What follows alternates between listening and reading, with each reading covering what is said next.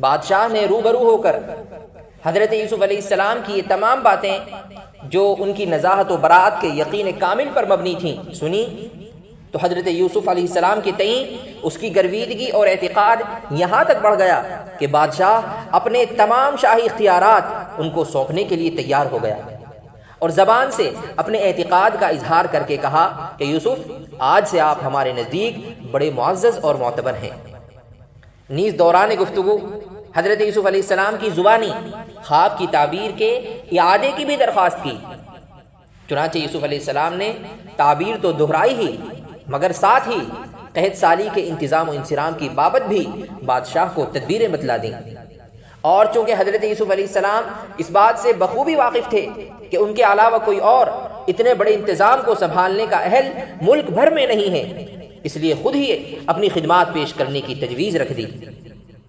تاکہ پورے ملک مصر اور اطراف میں پھیلے ہوئے قحط کے اثرات سے انسانیت کو بچا سکیں۔ اللہ اللہ، خداوند قدوس کی قدرت اور اس کی عطا و کرم کی یہ کیسی ملاجبی ہے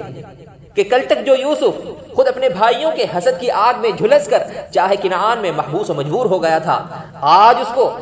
ایک سردار کے گھر کی خود مختاری پورے احترام و اعزاز کے ساتھ عطا کر دی گئی۔ اور ید قدرت نے جس ارض کنعان سے حضرت یوسف علیہ السلام کی اس مالکانہ حیثیت اور شہنشاہیت کی طرح ڈالی تھی، اور جن بھائیوں کو یوسف علیہ السلام کے والد سیدنا یعقوب علیہ السلام کے خدشے لا تقصص رؤیاک علی اخوتک فیکیدوا لک کیدا کا ذریعہ بنایا تھا، اس سرزمین کنعان تک اور ان بھائیوں تک بھی اس قحط کے اثرات پہنچے، اور بالآخر تنگ دستی و تنگ دامانی نے اپنے درد کے درما کے لیے ان کو ارض مصر کی راہ لینے پر مجبور کر دیا، کیونکہ قدرت کو